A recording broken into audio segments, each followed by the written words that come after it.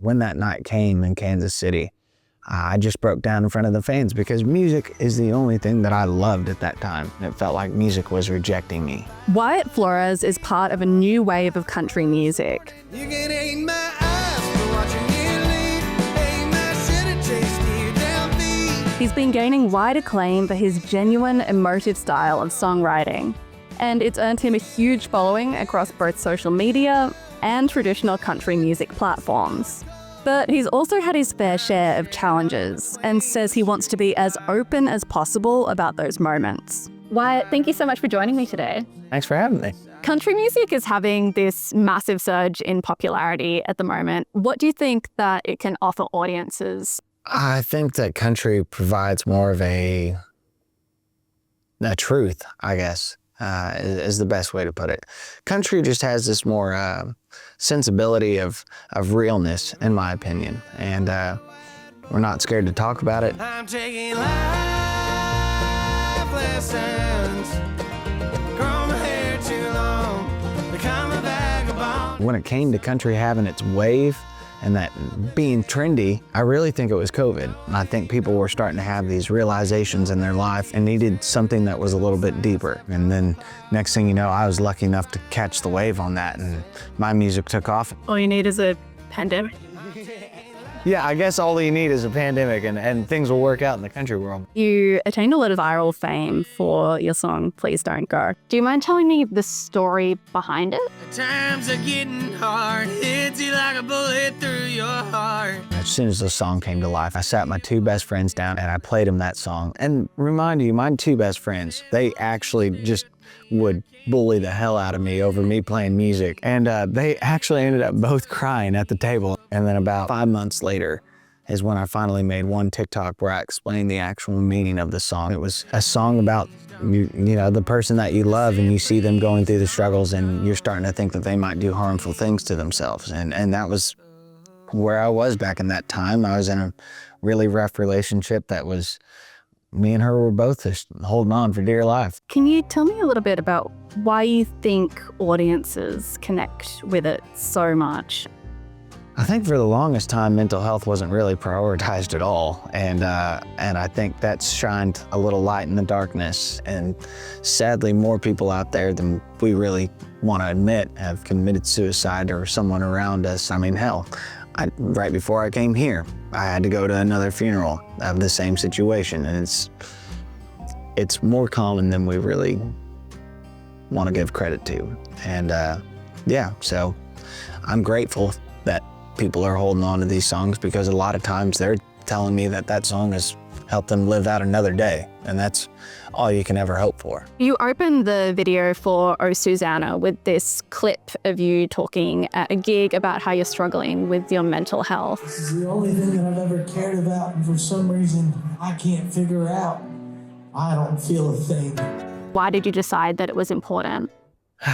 Because you lead by example. We had had a long week. Most of the band had the flu. We're just trying to make it to the next show. And back then we were in the van days. So they put you on a tour that's meant for a bus. You're pretty much driving, 6 to 10 hours, and you're only getting 3 hours of sleep. And I just didn't know how to deal with it. And so when that night came in Kansas City, I just broke down in front of the fans, because music is the only thing that I loved at that time. And for some reason, it felt like music was rejecting me. And I wanted to post that because, leading of example, how can I tell someone to share their feelings and be vulnerable if I can't even do the same? Oh, Susanna, don't you go crying for me. Through Oh Susanna, I kind of quit talking about mental health. I got real scared of it, and just some of the fan interactions that I had, I didn't know how to process, because a lot of them were telling me their stories of what they've gone through. Oh Susanna is all about, not being enough and it's like an apology to the fans. Finally, I'm at a better place in my life to where I feel like I can finally open up about it and be more vulnerable about it, because I want people to be okay, to talk about it. That's the only way that I've made it out of this. No one should battle this alone. So what's your relationship with speaking about mental health in your songwriting now? This new album that I'm working on, it definitely goes in a different direction, but still, I didn't want fans to think that they had lost me or anything. And I have one called Way I Do, And it's basically just saying, I wish you loved you the way I do. And that was one of the best things that I could have ever heard was from my drummer. I'd come off from a show and I felt like I did terrible. And he'd look at me and he'd go, quit beating the hell out of yourself because you're hurting someone I love. And that just changed everything. And another one that we got that we just posted today for the first time is called Sleepless Lullaby. And it's just about the anxiety and the feelings that you have after shows. And a lot of it reverts back to my grandfather who committed suicide back in 2023. And just kind of, all the thoughts that linger on inside of my head. Maybe I'm a fallen angel. Maybe I'm my own worst enemy. Maybe it's something that's been running deep in the blood of my family. You mentioned the audience came to you with these issues. Have you had to keep boundaries up with your fans? For the most part nowadays, I've been working on prioritizing myself. It's not like I've figured it out by no means, but I'm in a much healthier space just because I've worked so hard on myself. And nowadays, it's not so difficult for me to have a one-on-one conversation with someone and then tell me, their deepest, darkest secrets and things like that. And I find more joy in it now because they feel safe enough to talk to me about it. You have also spoken in the past about the pressures of touring and having to take time out of touring. Do you still feel those pressures today?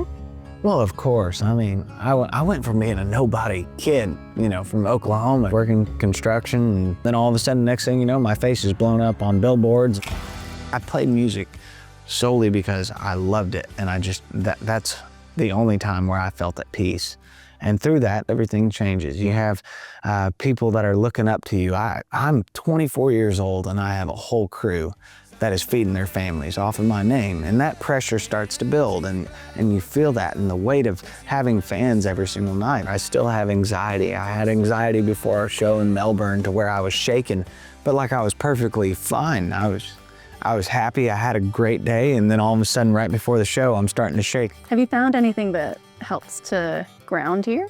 Oh, absolutely. It's the people back home that I'm always away from. Calling them, seeing how the cows are doing, asking my dad what he's up to. I mean, those simple things are what makes me remember that I'm not only Wyatt Flores, the artist on tour, but I'm also Wyatt Flores, the kid from Oklahoma.